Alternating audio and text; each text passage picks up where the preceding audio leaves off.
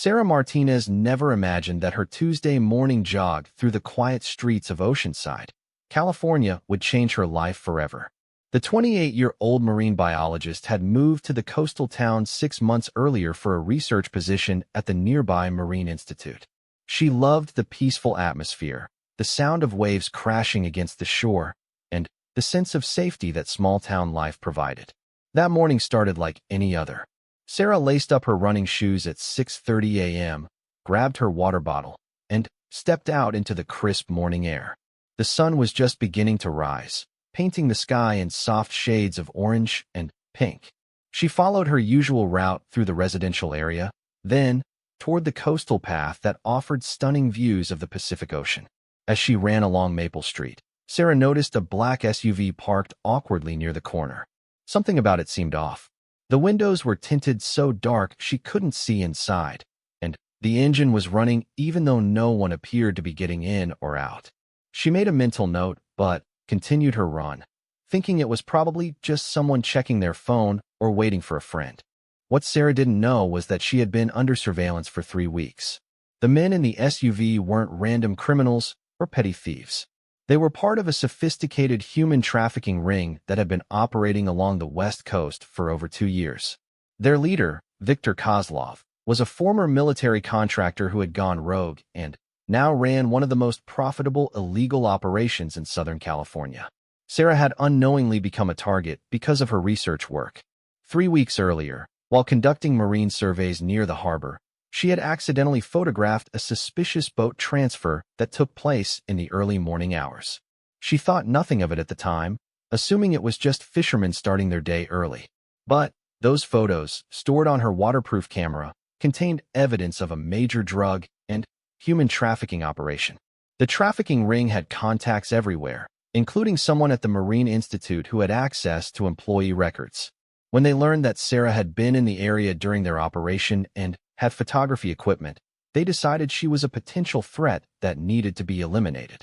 As Sarah turned onto Ocean Boulevard, her favorite part of the route where she could see the waves crashing against the rocks below, she heard a car engine getting closer behind her. She glanced over her shoulder and saw the same black SUV slowly following her. Her heart rate increased, and not from the exercise. She decided to test her suspicion by taking an unexpected turn down Harbor Lane, a narrow street that led back toward town. The SUV followed. Now she was certain something was wrong. Sarah reached for her phone, but realized she had left it at home, preferring to run without distractions. The SUV suddenly accelerated and pulled alongside her. The passenger window rolled down, and Sarah saw a man with a thick accent shouting at her to stop. She didn't hesitate. Years of running had built up her endurance, and adrenaline now fueled her speed as she sprinted toward the main road where there would be more people and traffic. But the men in the SUV were prepared for this. They had studied her route and knew every street in the area. As Sarah ran toward what she thought was safety, another vehicle, a gray sedan, appeared from a side street and blocked her path. She was trapped between 2 cars on a quiet residential street with nowhere to run. The men stepped out of both vehicles. There were 4 of them total, all wearing dark clothing and moving with military precision. Sarah realized this wasn't a random attack or robbery. These men had planned this carefully, and they had been watching her for some time. Dr. Martinez called out the apparent leader, a tall man with pale skin and cold blue eyes. "We need to talk with you about some photographs you took." Sarah's mind raced. She thought about the thousands of photos she had taken for her research over the past few months. Which ones could possibly matter to these dangerous-looking men? Then, she remembered the early morning shots from 3 weeks ago near the harbor. She had been documenting water temperature changes and marine life, but she realized now that she might have captured something else entirely. "I don't know what you're talking about," she called back, trying to keep her voice steady despite her racing heart. "We think you do," the man replied, taking a step closer. "Those photos you took on the morning of October 15th near Pier 7. We need them, and we need to make sure you haven't shared them with anyone." Sarah's stomach dropped. October 15th was exactly 3 weeks ago, and Pier 7 was where she had been conducting her early morning marine surveys. Whatever she had photographed that day had attracted the attention of very dangerous people. The photos are just of fish and water temperatures, she said, backing away slowly. Marine research data. Nothing that would interest anyone. The leader smiled, but it was a cold, threatening expression. Dr. Martinez, we know exactly what those photos contain. You captured our operation by accident, and now you're a liability. We can do this the easy way or the hard way, but either way, you're coming with us. Sarah realized that talking wasn't going to save her. These men had already decided what they were going to do, and from their professional demeanor, she suspected this wasn't their first time making someone disappear. She had to act fast. The street they were on was lined with small houses, most of which appeared empty as their residents had already left for work. But Sarah noticed that one house had an older man tending to his garden in the front yard. If she could get his attention and create enough noise, maybe someone would call for help. Without warning, Sarah suddenly sprinted toward the man's yard, screaming at the top of her lungs. Help! Call 911. These men are trying to kidnap me. The elderly gardener looked up in shock, immediately understanding the seriousness of the situation. He dropped his watering can and reached for his phone. But the traffickers moved quickly. Two of them chased after Sarah while the other two headed for the elderly witness. Sarah heard the man cry out behind her, and she knew they had silenced him before he could make the call. She vaulted over a low fence and found herself in someone's backyard. Her heart was pounding so hard she could hear it in her ears. She could hear the men behind her, their heavy footsteps getting closer. She needed to find another way out, fast. As she ran through the backyard, Sarah spotted a garden shed. Without thinking, she ducked behind it, trying to catch her breath and figure out her next move. The wooden structure provided temporary cover, but she knew it wouldn't hide her for long. That's when she heard the first gunshot. The bullet splintered the wooden shed just inches from Sarah's head, sending fragments of wood flying in all directions. Her body went into complete survival mode as she realized these men weren't just planning to kidnap her. They intended to kill her right here in this quiet neighborhood. Find her, she heard Victor's voice commanding his men. She's behind that shed. Move around both sides. Sarah's mind raced through her options. The backyard was enclosed by a 6-foot fence on 3 sides, with the house blocking the 4th. The only way out was back the way she came, but that would take her straight into the arms of her attackers. She could hear their footsteps splitting up, moving to surround her hiding spot. Another shot rang out, this one closer. The bullet struck the ground near her feet, and Sarah realized they were shooting to kill, not to capture. Whatever those photos contained, these men believed her death was worth the risk of attracting attention in a residential neighborhood. Sarah looked desperately around the backyard for anything that could help her. There was a children's playground set, a barbecue grill, and some garden tools leaning against the fence. Then, she noticed something that gave her a glimmer of hope, a small gap under the back fence where the ground dipped slightly. It was barely large enough for a person to squeeze through, but it might be her only chance.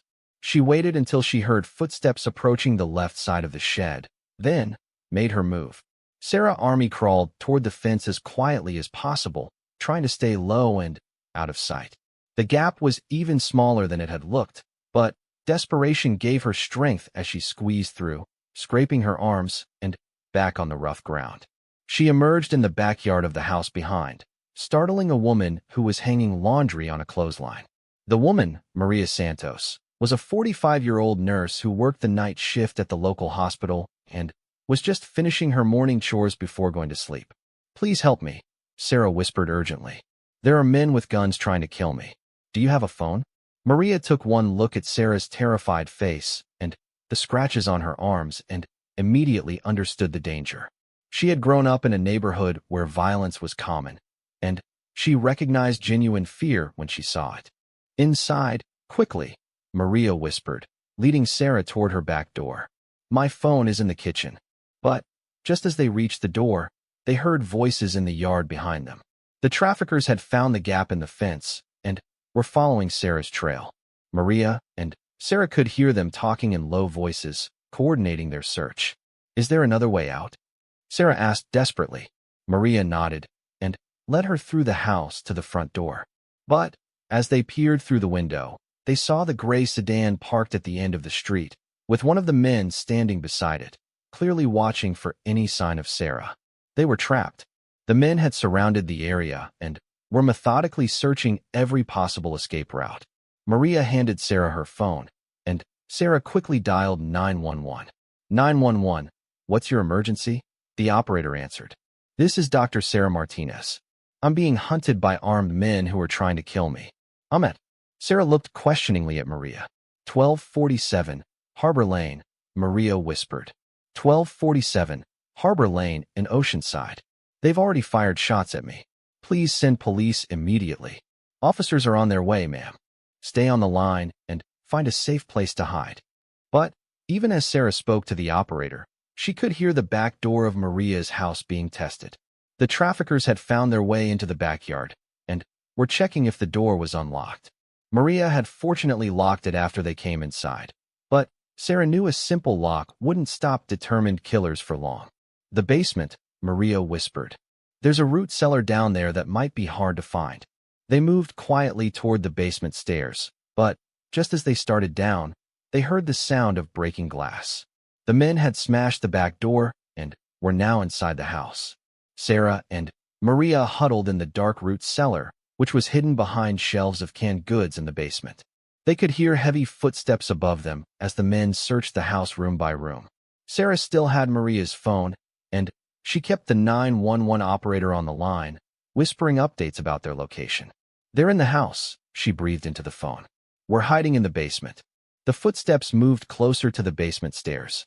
Sarah's heart was beating so loud she was sure the men would hear it. Maria squeezed her hand, offering what comfort she could to a stranger who had brought danger to her home. Then, they heard Victor's voice, closer now. Check the basement. She has to be here somewhere. The basement lights came on, and Sarah could see light creeping under the edge of the hidden door to their hiding place. Footsteps descended the stairs, slow and methodical. The men were being thorough, knowing their target was cornered. Sarah heard furniture being moved, boxes being opened, and storage areas being searched. It was only a matter of time before they found the root cellar. She looked at Maria apologetically, realizing that her presence had put this innocent woman in mortal danger. Where are the police? She whispered into the phone. ETA 3 minutes, the operator responded. Stay hidden and stay quiet. 3 minutes felt like an eternity as they listened to the search getting closer and closer to their hiding spot. Then, Sarah heard something that made her blood run cold. One of the men was moving the shelves that concealed their hiding place. Found something. The man called out to his companions. Sarah knew they were out of time. In seconds, the hidden door would be discovered, and both she and Maria would be at the mercy of professional killers. She had to make a choice that could save Maria's life, even if it cost her own. When I say run, go up the stairs and out the front door, Sarah whispered to Maria. Don't look back. I'm not leaving you, Maria whispered back. You have to. They want me, not you. If we both try to run, we'll both die. Sarah heard the final shelf being moved away from the hidden door. She took a deep breath, knowing that her next action would determine whether she lived or died. The door to the root cellar swung open, and bright light flooded their hiding place. Sarah found herself staring down the barrel of a gun held by one of Victor's men. Behind him, she could see Victor himself, his cold blue eyes showing no emotion as he prepared to end her life. Dr. Martinez, he said calmly. End of the line. That's when Sarah heard the most beautiful sound in the world, police sirens in the distance, getting rapidly closer. Victor heard them too, and his expression changed from calm confidence to urgent concern. We need to finish this now and get out of here, he told his men. But as he raised his weapon to shoot Sarah, something unexpected happened. The sirens weren't just getting closer. They were accompanied by the sound of helicopter rotors overhead. This wasn't just local police responding to a domestic disturbance. This was a major law enforcement response, and it was coming fast. What Victor didn't know was that the 911 call had triggered an automatic alert to a federal task force that had been tracking his organization for months. When Sarah's name came up in the system as a potential witness to trafficking activity, every available resource was immediately dispatched to her location.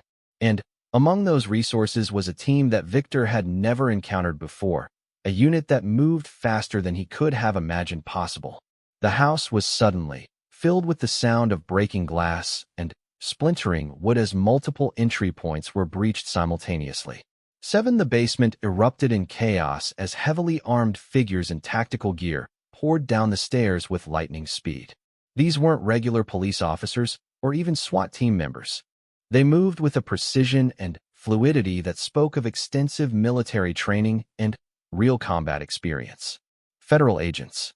Drop your weapons. Hands where we can see them. But Victor and his men didn't surrender easily. They had too much to lose and too many crimes behind them to go quietly. The man holding the gun on Sarah spun toward the stairs and opened fire. But before he could get off more than one shot, he was taken down by a perfectly placed round that neutralized the threat without endangering the civilians. Sarah watched in amazement as the tactical team moved through the basement like a choreographed dance. Every movement was precise, every action calculated to minimize risk while maximizing effectiveness. In less than 30 seconds, 3 of the 4 traffickers were on the ground, hands zip-tied behind their backs. Victor, however, was both smarter and more dangerous than his subordinates. Instead of engaging in a firefight he couldn't win, he grabbed Sarah as a human shield, pressing his gun against her temple as he backed toward a small basement window. "Stay back, or I'll kill her," he shouted to the tactical team. "I know she's valuable to you, or you wouldn't have responded so fast." The team leader, whose face was partially concealed by tactical gear and night vision equipment, spoke calmly into his radio. "We have one hostile with a civilian shield. Basement level, northwest corner." Sarah could feel the cold metal of Victor's gun against her head, but, strangely, she wasn't afraid anymore. There was something about the way the tactical team had moved, the complete confidence in their actions, that made her believe they knew exactly what they were doing. "You don't understand who you're dealing with," Victor continued, his voice becoming more desperate. "I have connections at every level. This operation involves people you can't touch." The team leader removed his tactical helmet and night vision goggles, revealing a face that was both young and weathered by experience. His eyes were calm but intense, and when he spoke, his voice carried absolute authority. "Mr. Kozlov, I'm Lieutenant Commander Jake Shark Morrison, United States Navy SEALs. You're surrounded by my team, you're outnumbered, and you're outgunned. But, more importantly, you've just made the biggest mistake of your criminal career." Victor's confidence faltered slightly. Navy SEALs weren't supposed to be involved in domestic law enforcement. What had he stumbled into? "That's impossible," Victor said. "SEALs don't operate on American soil." "You're right," Morrison replied calmly. "Except when the operation involves international terrorism, human trafficking, and threats to national security. Your organization has been trafficking victims across international waters, which makes this very much our jurisdiction." Sarah felt Victor's grip tighten on her, but she also noticed something else. While Morrison was talking, keeping Victor focused on him, other team members were moving into position. Their movements were so quiet and precise that Victor hadn't noticed them repositioning themselves around the room.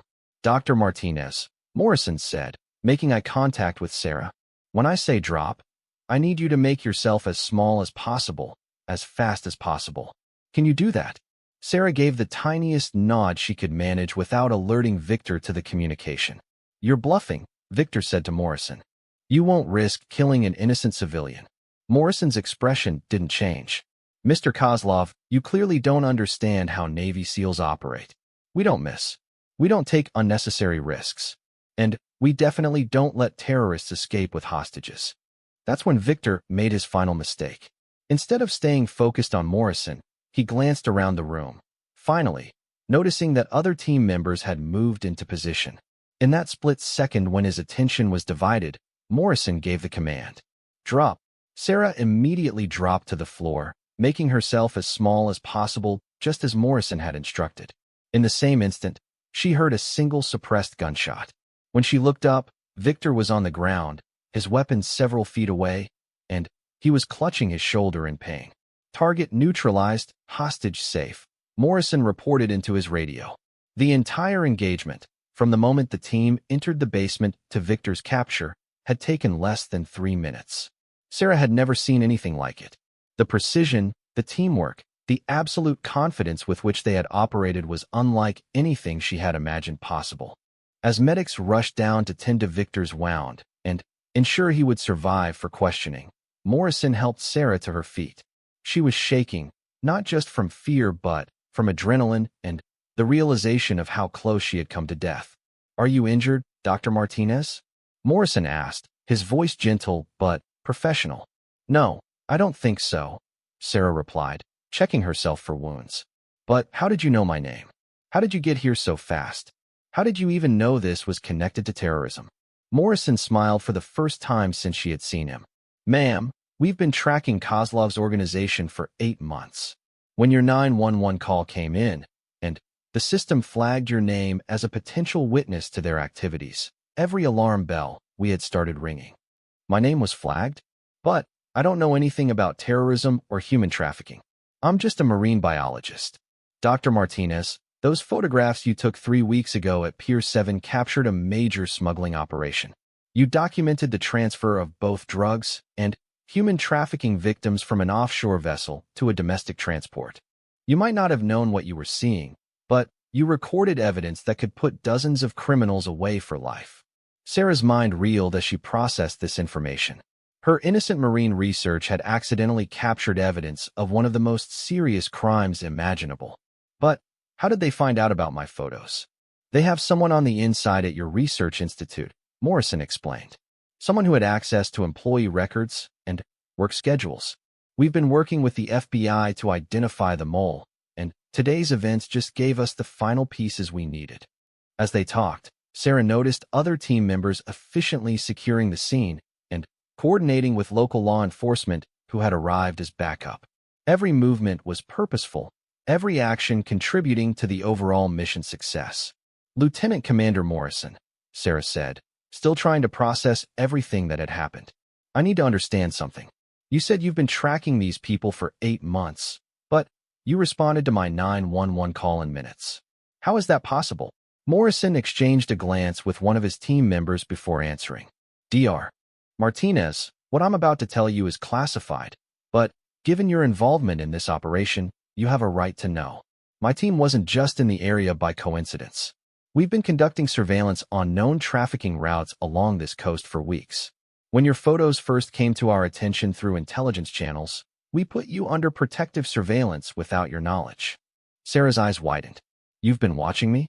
"From a distance, yes.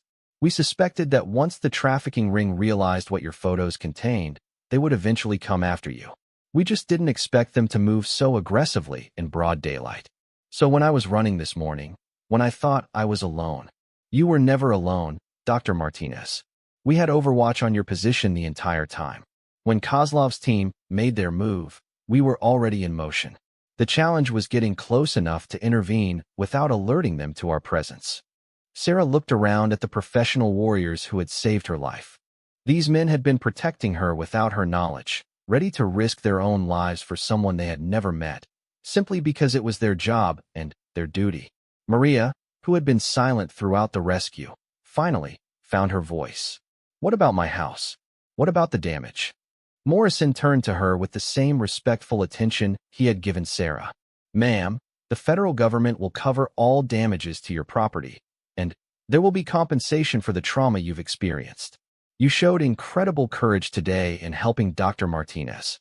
As the situation was finally secured and Victor and his men were taken into custody, Sarah realized that her ordeal was far from over. The photographs that had started this whole chain of events were still evidence in a major federal case, and her testimony would be crucial in bringing down the entire trafficking network. 2 hours later, Sarah found herself in a secure conference room at the federal building in San Diego, surrounded by agents from multiple agencies. The room buzzed with activity as FBI, DEA, and Department of Homeland Security personnel coordinated the largest anti-trafficking operation in California's history. Lieutenant Commander Morrison sat across from her, no longer in tactical gear but wearing a crisp Navy uniform that displayed an impressive array of ribbons and medals. Sarah was beginning to understand that she had been rescued by no ordinary military unit. "Dr. Martinez," said Agent Jennifer Chun from the FBI's Human Trafficking Task Force, We need to walk through those photographs you took on October 15th. What you captured by accident has given us the breakthrough we've been waiting for." Sarah nodded, still trying to process the magnitude of what her innocent research had uncovered. "I brought my waterproof camera that morning because I wanted to document changes in marine life patterns near the harbor. I had no idea I was photographing anything illegal." Agent Chen pulled up Sarah's photos on a large monitor. The first few showed exactly what Sarah remembered: temperature readings, fish populations, and water quality measurements. But then came the photos that had changed everything. There, Agent Chen pointed to a series of images taken around 5:30 a.m. "You captured this vessel transferring cargo to smaller boats near Pier 7. Sarah studied the photos more carefully than she ever had before. What she had dismissed as early morning fishing activity now looked entirely different through the lens of what she knew about trafficking operations. The large vessel was clearly foreign, with markings that suggested it had come from international waters. The cargo being transferred wasn't fishing equipment or supplies. Those containers, Morrison said, pointing to rectangular boxes being moved between boats, contained both drugs and human trafficking victims. 15 women and children who had been kidnapped from villages in Southeast Asia." Sarah's hand flew to her mouth in horror. There were people in those boxes? People who were being sold like cargo. "Yes," Agent Chen said gently. "And because of your photographs, we now know exactly how this operation worked. We've been able to track the onshore transportation network, identify the safe houses, and, most importantly, rescue the victims." Morrison leaned forward. "Dr. Martinez, you need to understand something. What happened to you today wasn't just about silencing a witness. Viktor Kozlov's organization represents one branch of an international network that generates millions of dollars in illegal revenue. They kill people for far less than what you accidentally documented. But how many other people are involved? How big is this operation really?" Agent Chun exchanged glances with Morrison before answering. "Based on what we've learned from today's arrests and the intelligence from your photographs, we estimate this particular network has trafficked over 200 people in the past 2 years. The drug component of their operation moves approximately $50 million worth of illegal substances annually." Sarah felt sick thinking about the scope of the criminal enterprise she had unknowingly uncovered. What happens now? Are there more people like Victor still out there? "That's where it gets complicated," Morrison said. "Victor wasn't the head of this organization. He was middle management. The real leaders are still at large, and they now know that their operation has been compromised. Which means they'll be looking for revenge," Agent Chun said bluntly. "Against you, against the investigating agencies, and against anyone they perceive as a threat to their operation." Sarah's stomach dropped. "So I'm still in danger?" "In the short term, yes," Morrison admitted. "But we have a plan to address that. The Navy SEALs don't typically provide personal protection for civilian witnesses, but this case is different. The international scope of this trafficking network makes it a matter of national security." Agent Chin pulled out a thick folder. "Dr. Martinez, we're prepared to offer you entry into the Federal Witness Protection Program. New identity, new location, new life. You'd be completely safe, but you'd have to leave everything behind." Sarah stared at the folder, realizing that her life as she knew it was over regardless of what choice she made. Either she disappeared into witness protection, or she lived with the constant threat that international criminals wanted her dead. "Is there another option?" she asked quietly. Morrison and Agent Chun exchanged another look, and Sarah sensed they had been expecting this question. "There is," Morrison said slowly. "But it's dangerous and unconventional. My team has been authorized to provide you with extended protection while you continue your normal life. We would maintain surveillance and security, but you wouldn't have to disappear completely." "What would that involve?" "You would continue your research work, but under careful monitoring. Your movements would be tracked, your communications would be secured, and there would always be a protection detail nearby. But you could keep your identity and your career." Sarah considered both options. Witness protection meant safety, but also meant losing everything she had worked for in her career and personal life. The alternative meant living with constant danger, but keeping her identity and purpose. "How long would this protection last?" "Until we dismantle the entire network," Agent Chin said. Based on what we've learned today, we estimate it could take 6 to 12 months to round up all the major players. Morrison added, Dr. Martinez, I want to be completely honest with you about what you'd be facing. These people don't give up easily, and they have resources we're still discovering. Choosing to maintain your normal life means accepting a level of risk that most people would find unacceptable. But you think you can keep me safe? My team has never lost a protectee, Morrison said with quiet confidence. But there's always a first time, and I won't lie to you about the dangers involved. Sarah thought about her research, about the marine conservation work that had brought meaning to her life, about the colleagues and friends she had made in Oceanside.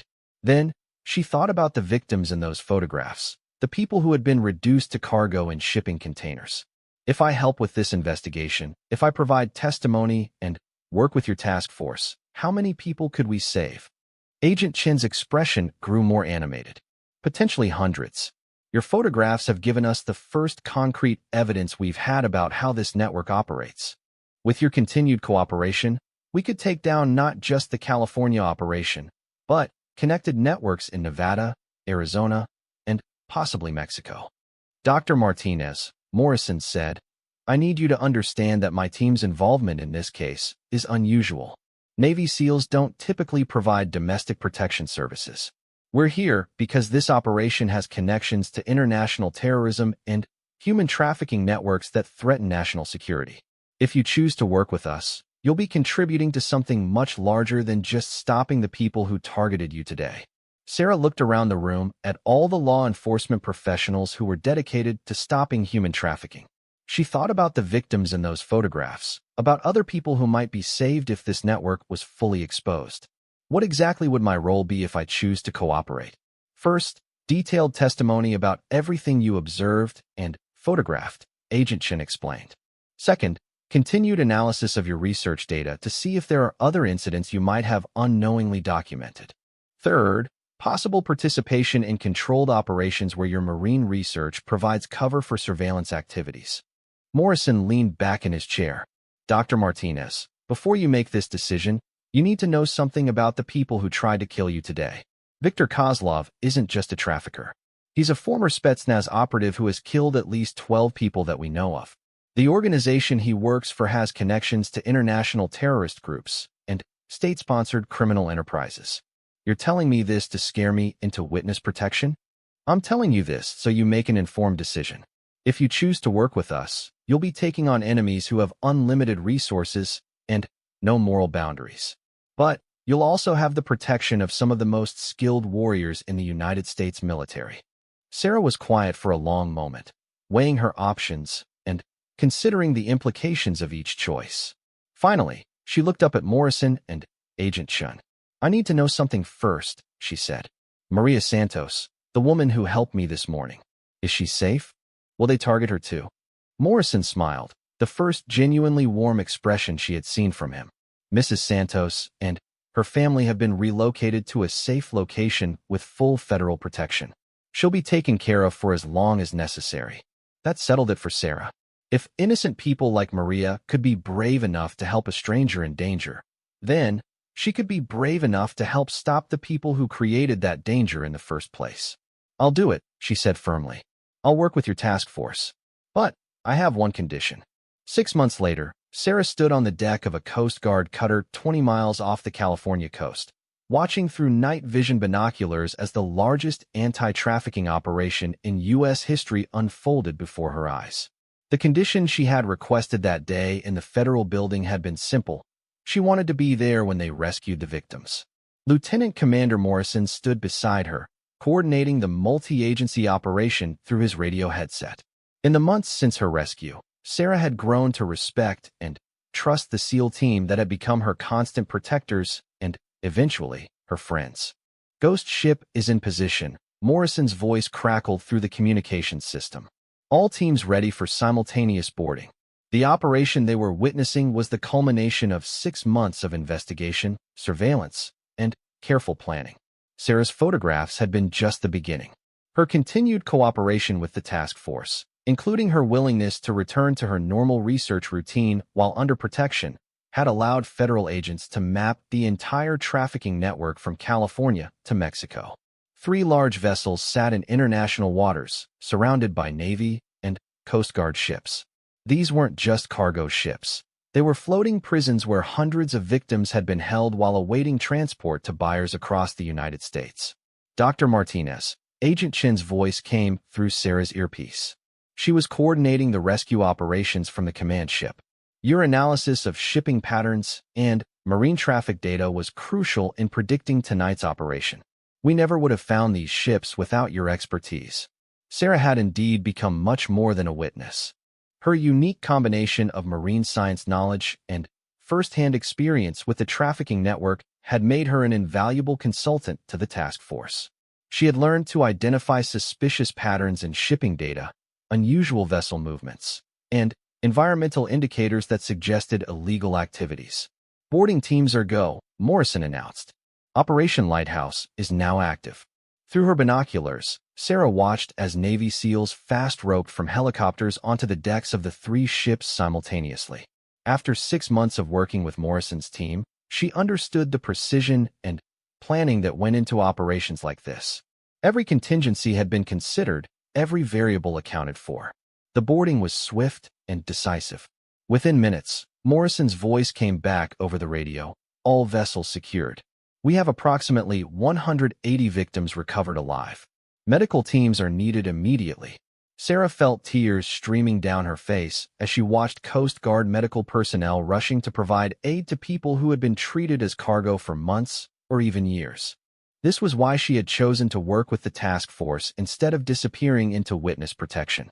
Over the following hours, Sarah watched as victim after victim was brought safely aboard the rescue vessels. Many of them were young women from Southeast Asia, just as Morrison had described from her original photographs. Others were children, some as young as 12 years old.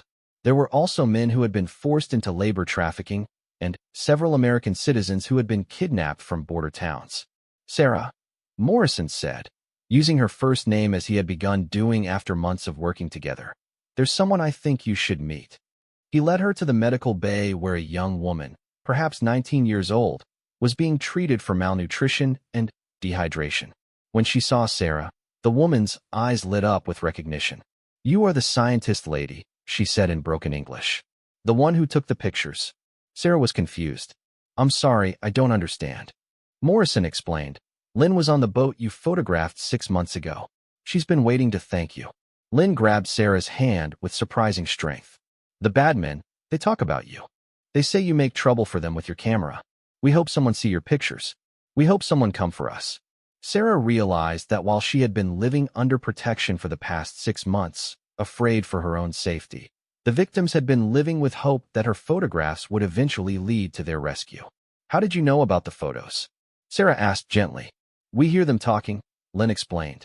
They're very angry about the lady scientist who take pictures. They say she caused big problems. But we think maybe big problems for them mean hope for us. Agent Chin joined them in the medical bay. Dr. Martinez, we've arrested 47 members of this trafficking network tonight, including several high-level organizers we've been hunting for years. But there's something else you should know. Sarah turned to listen, still holding Lynn's hand. We found evidence of state-sponsored involvement. This wasn't just a criminal enterprise. There are connections to foreign intelligence services that were using trafficking operations to gather intelligence and fund other illegal activities. Morrison's expression grew serious, which means this case is being transferred to different agencies with national security clearances. Our involvement here is ending. Sarah felt a strange mixture of relief and sadness. The SEAL team had become her protectors and friends over the past 6 months. The idea of returning to a normal life, even a safe one, felt oddly empty after being part of something so important. What happens to me now? You go back to your life? Agent Chun said with a smile. Your real life, not the protected version you've been living. The threat is over. Viktor Kozlov and his entire network are in federal custody, and the international connections are being handled by agencies that can operate overseas. Morrison handed her a small device that looked like a regular cell phone. Emergency contact. If you ever feel unsafe, if anything ever seems suspicious, you use this. It connects directly to a response team that can reach you anywhere in the world within hours. Will I see you again? Sarah asked. Navy SEALs don't typically stay in touch with former protectees, Morrison said with a grin. But then, again, most protectees don't become active members of the investigative team. You've earned yourself some very unusual friends, Dr. Martinez. 3 weeks later, Sarah was back to her normal routine, conducting marine research off the coast of Oceanside. But everything was different now. She had received a commendation from the Department of Homeland Security, a personal thank you letter from the Attorney General, and job offers from federal agencies across the country. More importantly, she had received over 100 letters from rescued trafficking victims and their families. People like Lynn, who had returned to their home countries or started new lives in America, wanted to thank the scientist who had accidentally photographed their salvation. As Sarah collected water samples that morning, she noticed a familiar boat anchored nearby. Through her binoculars, she could see Morrison and 2 other team members apparently engaged in some kind of training exercise. When Morrison saw her looking, he gave her a casual salute. Sarah realized that even though the official protection detail had ended, her unusual friends were still keeping an eye on her. The Navy SEALs who had saved her life had made her part of their extended family, and they weren't going to let anything happen to her. She waved back and returned to her research, knowing that her simple morning jog 6 months earlier had changed not just her own life, but the lives of hundreds of people who had been trapped in one of humanity's worst crimes. The photographs she had taken by accident had become evidence in the largest human trafficking conviction in California history. Viktor Kozlov received life in prison without parole. The international connections uncovered during the investigation led to the rescue of over 500 additional victims in coordinated operations across 3 countries. And Dr. Sarah Martinez, marine biologist, had learned that sometimes the most important discoveries happen when you're just trying to document the temperature of ocean water on a quiet Tuesday morning. As she worked that day, Sarah thought about a conversation she'd had with Morrison during the final weeks of the operation. She had asked him why Navy SEALs had become involved in what seemed like a domestic law enforcement issue. Dr. Martinez, he had said, Navy SEALs go wherever American citizens need protection from enemies who threaten our national security. Sometimes that's on a foreign battlefield. Sometimes it's in a basement in Oceanside, California. The location doesn't matter. The mission does. And what was the mission? Morrison had smiled. To prove that in America, no one who stands up against evil stands alone. Whether you're a marine biologist who accidentally photographs a crime, or a nurse who helps a stranger in danger, or a witness who chooses to testify against international criminals, you'll never face those enemies alone. Sarah finished collecting her samples and started back toward shore. As she passed the boat where Morrison's team was training, she heard him call out over the water, "Hey, Doc, same time next week." Sarah laughed and called back, "Wouldn't miss it for the world." Some friendships, she had learned, are forged under circumstances so extraordinary that they last forever. And some accidents, even ones involving camera equipment and ocean research, can change the world for the better. As she docked her research boat and prepared to analyze the day's samples, Sarah reflected on how her life had been transformed by a single morning jog. She had learned that evil exists in forms she had never imagined, but she had also learned that good people will risk everything to fight that evil. Most importantly, she had learned that Navy SEALs really do move faster than bullets, and that some protectors never really stop protecting the people they've sworn to defend.